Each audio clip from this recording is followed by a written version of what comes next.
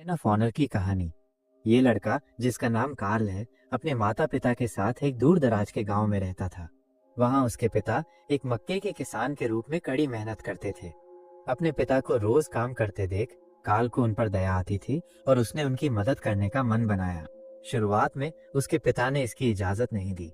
उन्होंने कहा कि कार्ल को दूसरे बच्चों की तरह पढ़ाई और खेलने पर ध्यान देना चाहिए, लेकिन क्योंकि वो बार बार जोर देता रहा, आखिरकार उसके पिता ने उसे मदद करने की इजाजत दे दी। कुछ साल बाद कार्ल बड़ा हो गया। एक दिन जब वो बाग में काम कर रहा था तो अचानक उसकी माँ उसे तैयार होने के लिए कहने आई।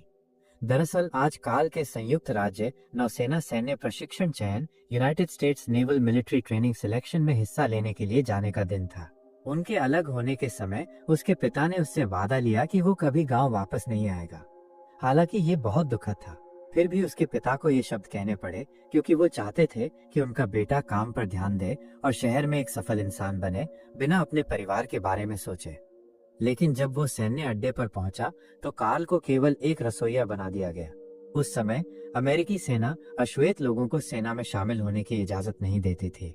वे अभी भी सोचते थे कि अश्वेत लोग सिर्फ गुलाम हैं, जिन्हें श्वेत लोगों के पैरों के नीचे काम करना है।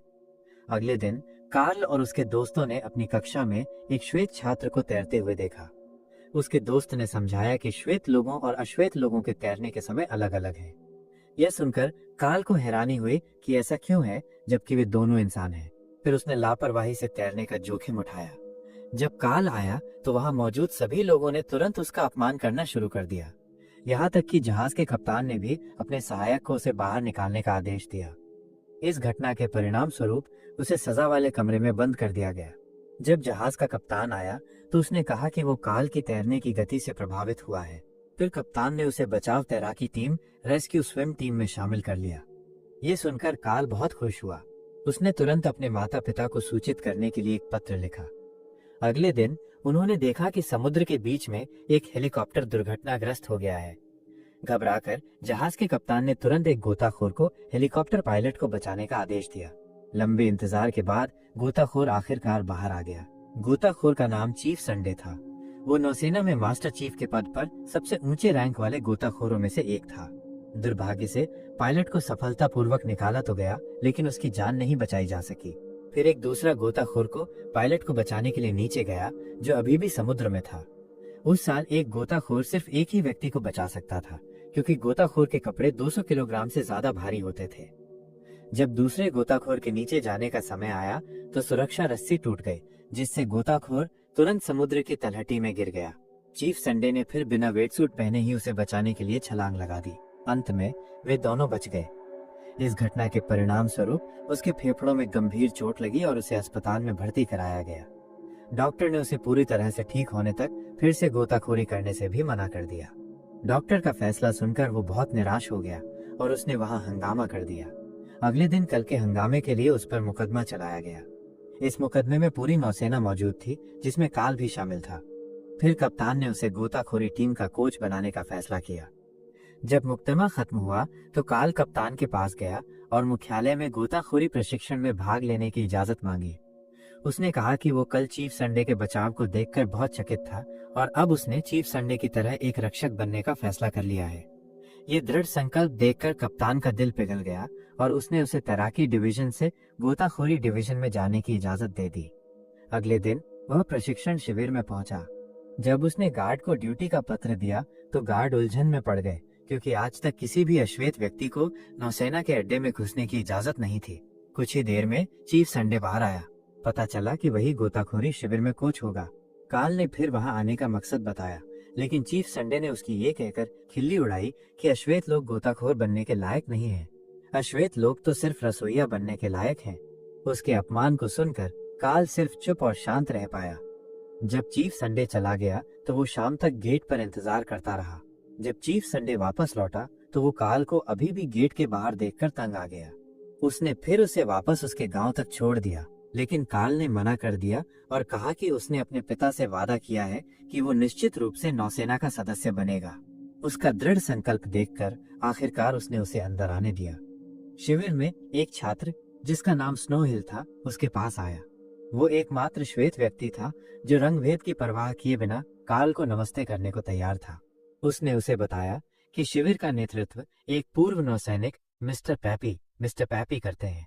फिर स्नो हिल ने उसे उसके छात्रावास के कमरे तक पहुंचाया। वहां एक नया श्वेत छात्र भी था जिसने काल के आने को स्वीकार नहीं किया। जब चीफ संडे आया तो उसने वहां मौजूद सभी छात्रों को समझाया कि अब काल शिविर में छात्र प्रशिक्षण का हिस्सा है। कोच के शब्दों को सुनकर दूसरे छात्र एक एक करके छात्रावास से बाहर चले गए और कहा कि अश्वेत लोगों के साथ एक ही कमरे में सोने से बेहतर है कि नौसेना छोड़ दी जाए, जब तक कि सिर्फ काल और स्नो हिल ही न रह गए। रात में चीफ संडे ने काल को उठने पर मजबूर किया और उसे बाहर खींच लिया, यहाँ तक कि उसे पानी भी पिलाया और कहा कि अब से काल को अपनी स्थिति जाननी चाहिए क्योंकि वो आलसी होने के लायक नहीं है। चीफ संडे के अश्वेत लोगों को स्वीकार करने की वजह से उसका नाम अब खराब हो गया है। काल वहां कोच की यातना को सिर्फ सहने में सक्षम था। अगले दिन काल का पहला प्रशिक्षण शुरू हुआ। चीफ संडे ने समझाया कि इस पहले अभ्यास में बहुत से लोग असफल होंगे क्योंकि तैरना और गोताखोरी दो अलग अलग चीजें हैं। वो जानता था कि स्नो हिल अपने गृहनगर में सबसे अच्छा तैराक था। फिर उसने स्नो हिल के गोताखोरी कौशल का परीक्षण किया। गोताखोरी करने में सक्षम न होने के कारण उसने तुरंत स्नो हिल को प्रशिक्षण से बाहर कर दिया। दिन ब दिन बीतते गए। कार्ल अन्य छात्रों के साथ प्रशिक्षण से गुजरता रहा जब तक कि लिखित परीक्षा का समय नहीं आया। उसे खराब अंक मिले। अधिकारी ने उसे सूचित किया कि अगर अगली परीक्षा में भी खराब अंक आए तो उसे प्रशिक्षण से निकाल दिया जाएगा। सेमेस्टर ब्रेक के दौरान उसने पढ़ाई के लिए शहर की लाइब्रेरी जाने का फैसला किया। वहां उसकी मुलाकात जो नाम की एक लाइब्रेरियन से हुई। वो नर्सिंग की छात्रा थी, लेकिन जब काल ने जो उसे पढ़ाई में मदद करने के लिए कहा तो उसने मना कर दिया और कहा कि नौसेना के बारे में सबक बहुत मुश्किल है और काल को समझने में महीनों लगेंगे। काल की दृढ़ता देखकर आखिरकार उसने उसे पढ़ाई में मदद करने का फैसला किया और आखिरकार काल अच्छे अंक लाने में कामयाब रहा। दोपहर में चीफ संडे वापस गोताखोरी सिखाने आया। फिर उसने दो नए प्रशिक्षुओं, जिनका नाम रॉर्क और अशर था, को डूबे हुए जहाज को वेल्ड करने का आदेश दिया। लेकिन जब अशहर वेल्डिंग कर रहा था तो अचानक जहाज हिलने लगा, जब तक कि वो एक खाई में लगभग गिर ही नहीं गया। घबराहट के बीच अशहर की हवा की नली अटक गई। ऊपर से सभी ने रॉक और अशहर की मदद के लिए चिल्लाने की आवाजें सुनी। काल ने फिर उन दोनों को बचाने के लिए स्वयं सेवा की क्योंकि उनके पास कोई दूसरा विकल्प नहीं था। चीफ संडे ने फिर उन्हें अपनी हवा खत्म होने से पहले उन दोनों को बचाने के लिए 5 मिनट दिए। जब वो उन्हें बचा रहा था तो एक डरा हुआ रॉक काल से भाग गया। वो चिढ़ गया, लेकिन वो अशहर की मदद करने के अपने मिशन पर ध्यान केंद्रित किए रहा। और उसके बाद चीफ संडे ने नौसेना के कमांडर से मिला एक पुरस्कार पढ़ा, लेकिन वो पुरस्कार रॉक को दिया गया। हालांकि काल ने अपने साथियों की जान बचाने में मदद की थी, लेकिन कमांडर ने सिर्फ इसलिए उसकी सेवाओं को स्वीकार करने से इनकार कर दिया क्योंकि वो अश्वेत था। दूसरे छात्रों ने कार्ल के धैर्य को देखकर सहानुभूति महसूस की और धीरे धीरे वे उससे दोस्ती करना चाहते थे। अगले दिन उसने गांव में अपने परिवार को फोन किया। फोन पर उसकी मां ने उसे बताया कि उसके पिता की मौत हो गई है। ये खबर सुनकर वो बहुत दुखी हुआ। उसकी मां ने उसे बताया कि उसके पिता ने जानबूझकर उसे अपनी बीमारी के बारे में नहीं बताया ताकि कार्ल अपने लक्ष्यों को प्राप्त करने पर ध्यान केंद्रित कर सके और अपने पिता की गंभीर हालत के बारे में चिंता न करे। फिर उसने जो को अपने साथ आने के लिए कहा। इंतजार करते समय काल के पास एक महिला आई। पता चला कि वो चीफ संडे की पत्नी थी। काल को रोते हुए देखकर चीफ की पत्नी ने कहा कि उन दोनों की किस्मत एक जैसी है। फिलहाल वो भी दुखी है क्योंकि उनकी शादी के दिन चीफ संडे ने अपने साथी के साथ पार्टी करना चुना। फिर उसने काल को उस बार में जाने के लिए आमंत्रित किया जहां उसका पति पार्टी कर रहा था। जब वे बार में पहुंचे तो अचानक नौसेना के सभी सदस्यों ने काल को देखा और चीफ संडे को इसकी सूचना दी। चीफ ने तुरंत काल को डांटा और कहा कि अश्वेत लोग वहां रहने के लायक नहीं है। अपमान सुनकर वो गुस्से में आ गया और पहली बार उसने अपने कोच के खिलाफ जाने की हिम्मत की। भावना से भरकर उसने कहा कि उसका कोच उससे जलता है क्योंकि वो उससे बेहतर है। जब जो बार में थी तो वो हंगामे से हैरान थी। चीफ संडे ने फिर काल को पानी के अंदर सांस रोककर रखने की दौड़ के लिए चुनौती दी। अगर काल हार जाता है तो चीफ उसे प्रशिक्षण शिविर से हटा देगा, लेकिन अगर काल जीतता है तो वो स्नो हिल को वापस शिविर में आने देगा। काल, जो अपने कोच के सभी अपमान से बहुत तंग आ चुका था, ने तुरंत चुनौती स्वीकार करने का फैसला किया। काल आखिरकार जीत गया। मैच खत्म होने के बाद काल हैरान था कि जो कहीं नहीं मिल रही थी।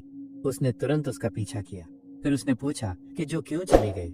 उसने समझाया कि वो वहां अलविदा कहने आई थी क्योंकि उसे शहर के बाहर एक नौकरी मिल गई थी और वो कल जा रही थी। यह सुनकर वो स्तब्ध रह गया।